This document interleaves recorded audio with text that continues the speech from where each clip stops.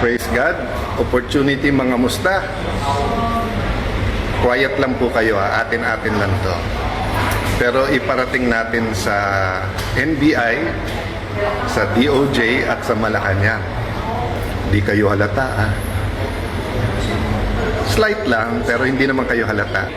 So ito proposal natin sa NBI, sa Malacanang at saka sa DOJ.